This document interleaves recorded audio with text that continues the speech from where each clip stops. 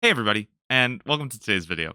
If you haven't seen, there's been a pretty massive announcement from Jagex going over the next phase of Project Rebalance, this time on focusing on some of the more notorious skills in the game, such as agility, thieving, slayer, and mining. In particular, this has sparked a lot of debate over the state of agility, how agility should be fixed, what kind of things should be added to agility, and some of the rebalancing has been not as positively received as I think they would like. In this video, I'd like to go over some of the changes, show a little bit about the data, going over how this will actually change the game and the progression of agility, and offer a bit of my own opinions on it without being overly partial or, just ranting, kind of going out of control. To put it simple, Sears course is getting nerfed, and pretty much most of the other courses are getting buffed in compensation. Many of the early game rooftop courses are getting a buff to the experience rates, and in addition, the Drainer Village rooftop course, which typically required level 10 agility, now only has a level 1 requirement. This is being flipped with the Gnome Stronghold, although the Gnome Stronghold may stay at level 1 as well. It's not 100% decided yet. Also keep in mind that all of this is just a blog post. It's not 100% sure yet or anything. Everything could be subject to change, so take all of this with a grain of salt. It could literally be changed the next night after I post this. In addition, some of the late game rooftop courses are also getting a buff. The Polnivnish course, the Relica course, and the Arty course are all getting buffs. And the Polnivnish and Relica course are getting this in the form of a diary requirement similar to the Sears Village hard diary requirement from the Kandarin diary, which increases the rate by allowing you to teleport. Basically, they're trying to do something similar by giving you enhanced rates if you've completed the respective hard diary in that region. It's also good to know that the Hallowed Sepulchre is not getting any changes. It's still going to remain as the absolute best experience rate for agility. And the big one, and kind of why I think things are a little bit weird with this, the Sears Village rooftop course, one of the most iconic training spots, is actually going to be receiving a nerf. So it's going from 45.6k down to 42k. And if you've completed the Kandarin Hard Diary, again, this will allow you to teleport to the start of the course, which is really nice. It's going down from 58.9k to 55k. So we're going to talk about what this means, how this kind of all matters, and basically, is this actually a nerf or is this a buff? We're all gonna talk about that very soon. Before I get into the numbers, though, I do want to say that I don't think the high agility really matters all that much. I don't have the exact numbers on this, but if I had to bet money on it, I would say that the vast majority of players in this game with, more than like 1500 total level are all gravitating around 70 to 76 agility. It's kind of where most people stop training agility and don't really go much past that. The reason why I say 76 is a specific number, not just 70, is that a lot of people will get the 76 requirement for the stepping stone shortcut to get to Zulrah a little bit faster. You could also get to like 71 and use a Summer Pie, or 73 and use an agility potion, but that's kind of this range that I think most people settle at. And the reason why high agility just isn't that important is because the highest quest requirement is 70 for Song of the Elves. Around 75, you've basically got every single diary completed. There are a couple exceptions, like the Elite Arty diary requiring you to have 90 to do a Arty rooftop course. There's not a lot of useful shortcuts past that Zulrah shortcut that we talked about. There are a couple such as the Hydra shortcut that lets you get there a little bit faster, but it's nothing special. And by the time you've already gotten to 70 plus agility, your account should be at a point where you can basically use staminas most of the time. So the extra run energy restoration you get from the additional agility levels is pretty damn minimal, and probably isn't going to make or break your account the same way that getting 50 agility compared to level 1 agility really feels a lot faster run restoration. As such, while seeing the Arty rooftop course getting this buff, which is a pretty decent buff, it's like more than 10%, it's awesome to see. I just don't think that this is really going to matter for most people. If I'm being honest, I think it's going to help people who are going for their max cape, but I don't think this is going to be enough to incentivize people to, oh damn, now I really, really want to start training agility because Arty rooftop course is a little bit faster. And again, if you did want to, really get those busted rates, the Sepulchre was already there anyways. So it's nice, but I don't think that this is massively changing the game for anybody. At the end of the day, if they want high agility to matter more, I think there needs to be more rewards and more incentives to get your agility up, and that should be the focus of rebalancing or working on the agility skill, not just kind of giving you a little bit more experience. I don't think that just 10% more experience is really enough to motivate people to start training the skill. It is nice though, and I definitely would vote for this in isolation. Don't get me wrong. The weird thing is that low courses don't really matter either. If you look at some of these proposed buffs, they are nice, but they are nothing particularly special. I do think that the Alcarid one is pretty damn decent, going from 9.3k to 12k. The Varrock Rooftop course getting about a 1k buff, same with the Gnome Stronghold. And I do like that the Barbarian Outpost is quite good now at 35. You're also getting a little bit of early game strength experience. But just like pretty much every skill in the game, low level is usually done through questing. Here's just a couple of the quests that you can do with very low or minimal requirements that kind of will boost your account in the early game. Things like Recruitment Drive, the Grand Tree. These are all pretty iconic quests that most people are going to be doing very early on in their account's progression. This means that I don't think that so many people are going to be, suddenly compelled to just go and run laps of Draenor or Alcarid. And even if they are, it's a pretty minimal time save compared to the grand scheme of, getting your skills up to, that level 76 that we talked about earlier. And again, in the late game, there's plenty of other quests that give tons of experience. I don't really count these because obviously you're not going to have 68 or 62 agility in the early game, but again, you can quest a lot of experience, and it's a pretty effective way of skipping some of the lower courses anyways. Also keep in mind that these are just the ones that give you flat agility. There's a lot of skills where you can choose agility. I know that a lot of people do the tourist trap at level 1 agility, and that gets you like all the way to 27 or something. Achievement diaries also give you experience to any skill above a certain level. And I know that a lot of you playing mains will usually be putting your lamps towards that agility so you don't have to train it. Especially with Guardians of the Rift now, I think a lot less people are putting into runecrafting instead. As such, I feel like the early game agility is kind of this weird thing where most people are just trying to skip it, either by lamping it through the genie. Some people will even do barbarian fishing pretty early because the very minimal amounts of agility you get early can basically give you enough to just skip some of these really low level courses that are just not really worth doing. So without some massive buffs to the early game courses, and I mean like 2 times the rates or something, I just don't think that this is massively going to shift this up. And again, this isn't just a problem with agility. It's kind of true of almost every single skill. A lot of people will quest their way through the early game. Moving past that, agility has 3 major walls that pretty much anybody can relate to or dread if they haven't done it yet. And that's getting your graceful outfit, which is typically done at level 40 at the Canifis course. Getting level 70 agility so that you can do Song of the Elves. It's the highest quest requirement, and it unlocks you Prif. It's a pretty, important milestone for the account. And of course, the 76 requirement to get to Zulrah, which can be boosted or something. But yeah, let's just say 76 for now. We'll be going into a bit of stats and data, talking about how long these walls take before and after the nerf. Hopefully you don't get too swamped in the math. I'll try to break it down. And if you have any questions, just let me know in the comments below. So here's basically what I plugged in. This is going from 1 to 76 with the old rates and the new rates. And just keep in mind that this is without any diary, so no Sears hard diary and no Paul Nimnich hard, or no Desert hard diary to get the boosted rates from the Paul Nimnich course. Also, just in case you're wondering, I just did Draenor 1 to 20 with a 10,000 rate, which was the proposed Gnome Stronghold rate. It might not be accurate, but if you look at it, ultimately it comes out to 3 minutes saved, so we can probably scratch this on a quest or doing the Grand Tree anyways.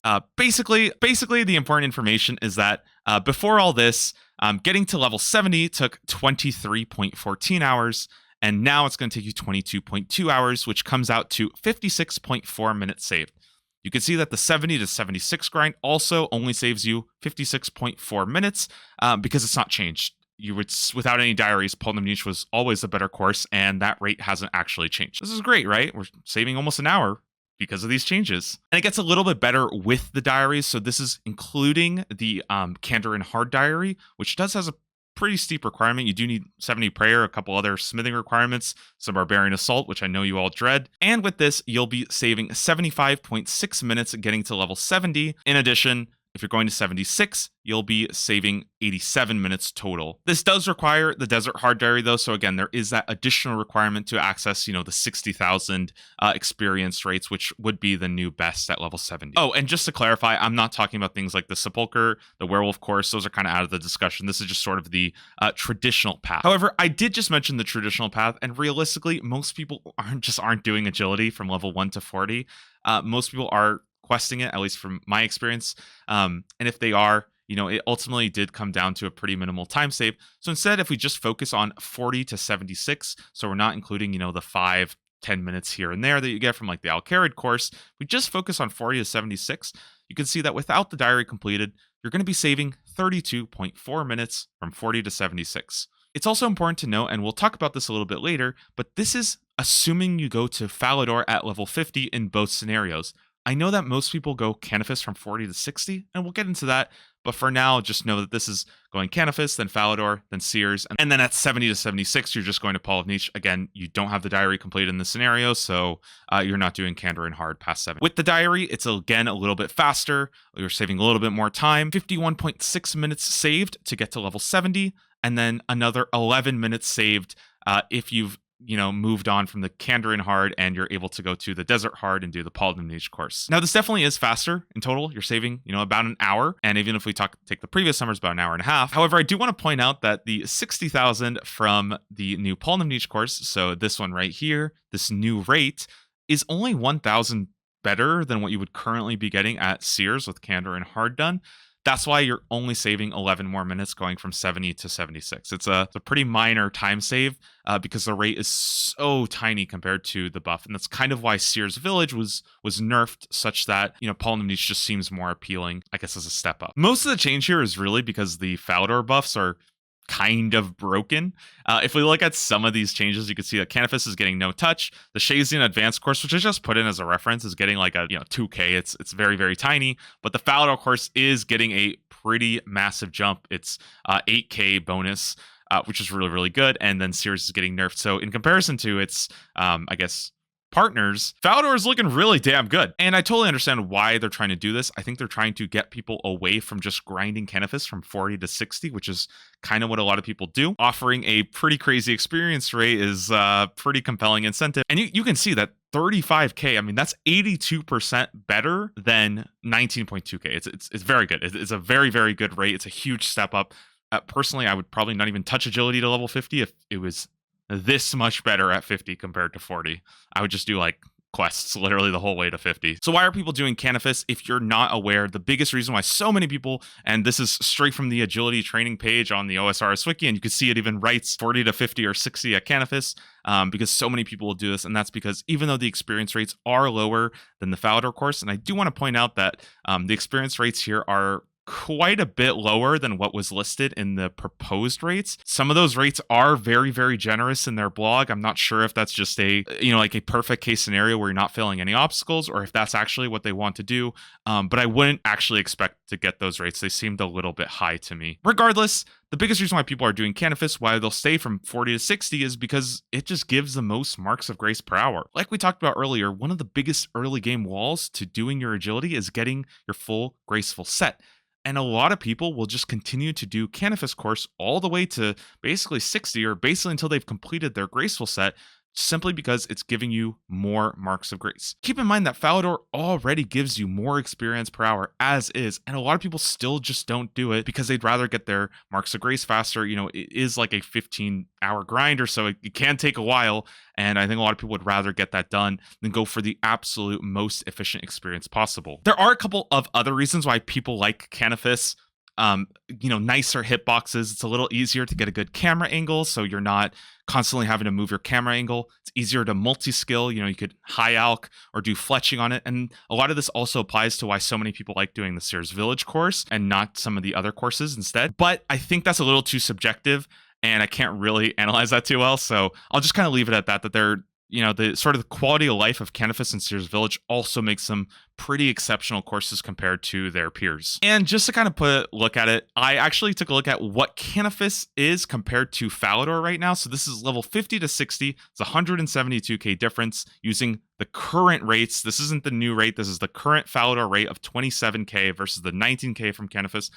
And you would already be saving, 158 minutes. That's over 2.5 hours by going to Falador instead of staying at Canifis, but people are still choosing to go to Canifis. You can call them stupid, you can call them dumb, you can call them inefficient, all you'd like, but a lot of people would still rather go ahead and stay in Canifis, get their graceful outfit done as fast as possible. That way they can go do other content instead of just knocking out, the most efficient agility training and still getting marks of grace. I think most people just kind of want to be done, move on to other content, and then come back to agility when they need to start grinding for things such as Song of the Elves. And I think this is why so many people look at this and still kind of feel like it's a nerf, because if you just isolate it to 60 to 76 and we just assume that 40 to 6 goes exactly the same because, people are still going to be at Canifis course and they're not going to go to Falador instead. If you just look at 60 to 70 and 60 to 76, you can see that you're losing 52 minutes, negative 52 minutes saved without the diaries, and with the diaries, you're losing about 33 minutes. So it's half an hour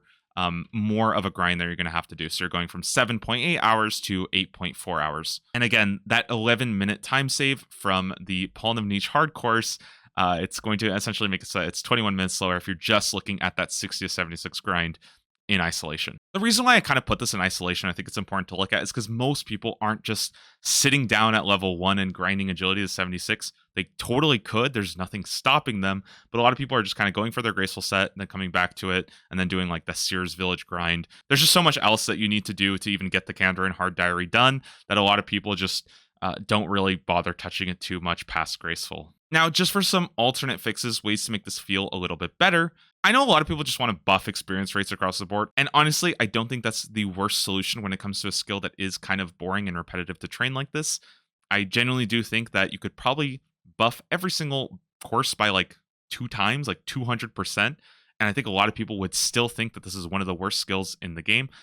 It's not just because it's slow experience rates, but that certainly doesn't help. For a couple of changes, I think just simply increasing the Falador Marks of Grace to match or just be slightly worse than the Canifis course would be a wonderful way to get people to stop going to Canifis. Again, I talked about it earlier, but just 40 to 60 at Canifis doesn't feel really good, and the only reason why people are doing that is because of the increased Marks of Grace. I think you could honestly get away with not even buffing the experience rates. If you just matched the marks, people would start going to Falador, and that problem would be entirely solved. Second of all, buff the rates of all the other courses without touching the Sears course. As it stands, even with the Desert Hard Diary, it's 60,000 compared to 59,000 with the Kandarin Hard, so it's still a buff. You're still getting more experience by doing the diary and moving on to the next course, and that's kind of your choice if you want to stay at Sears because it's prettier, because you're used to it.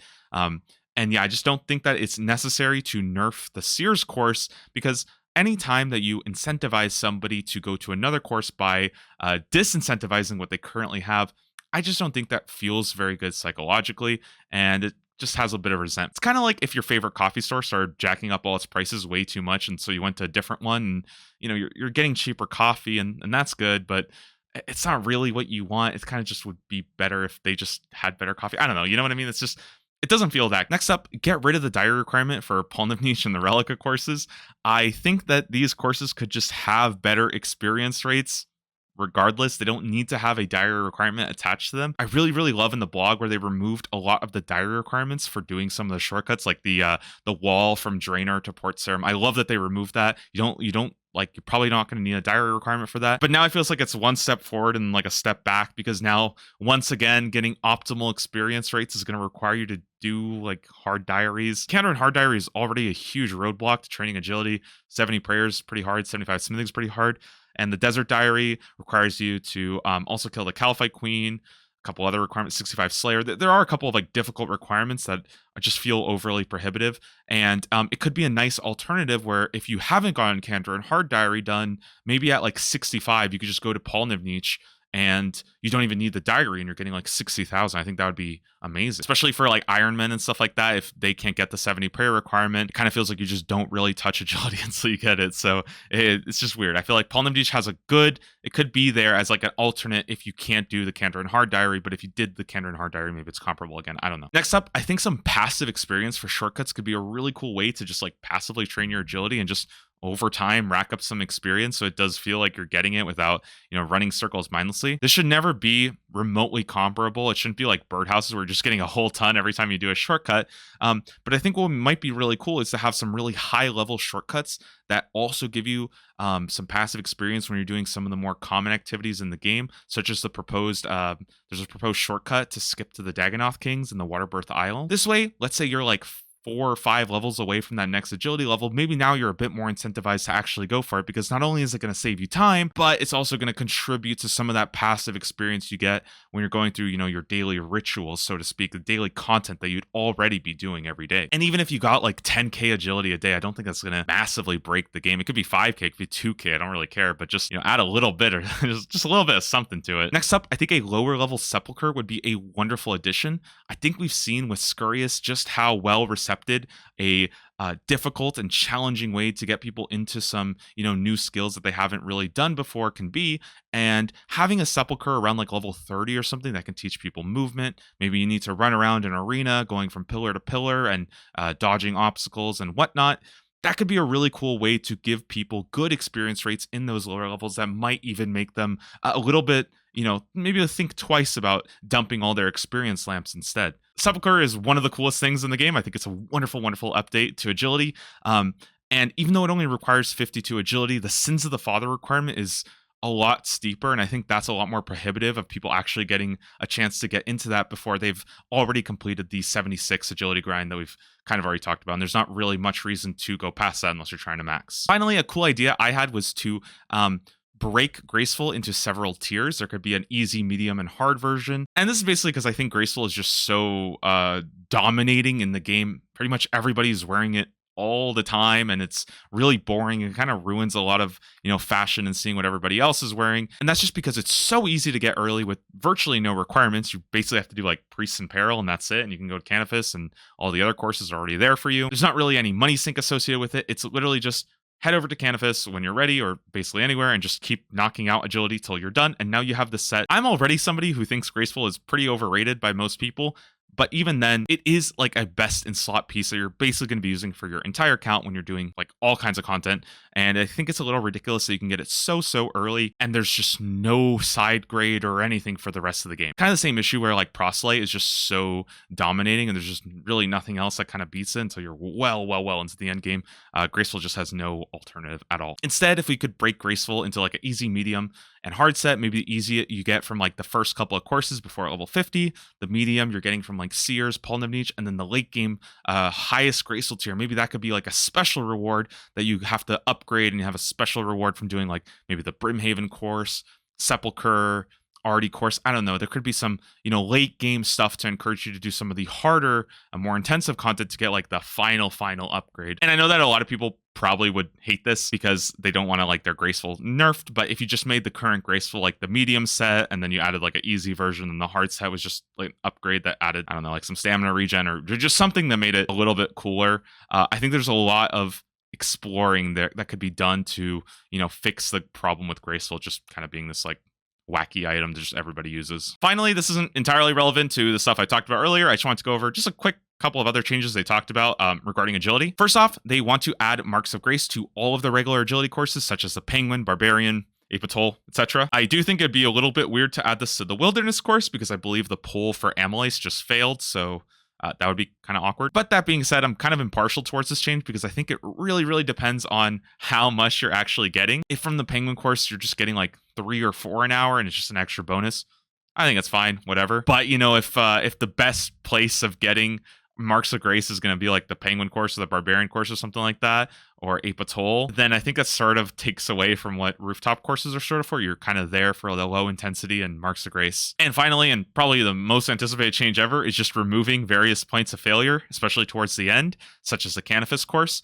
I'm really curious if this is going to be an increased experience bonus compared to the stuff that they already listed, or the proposed rates are because of this change. They haven't really made that clear, so I'm not actually sure about if this is going to be just a massive buff across the board for all agility, at which point you could probably just negate everything that this video says. If this just buffs all agility courses by like 15%, then obviously it's not really a nerf, it's a massive buff around the board. All right, and that's it for me for today, kind of talking about agility. Again, I hopefully wasn't too biased or, told you how to feel. I just kind of wanted to go over the changes. I obviously think that the Sears Village nerf is a little bit out of place, and I would rather that just not be there. But in total, I think agility is just one of those skills that could do a little bit of love. And there are ways to fix it and make it better that just don't rely on flat experience rates. They just need to be a little bit more creative. Anytime you nerf something that is so kind of hated anyways, it just feels like you're taking a step back.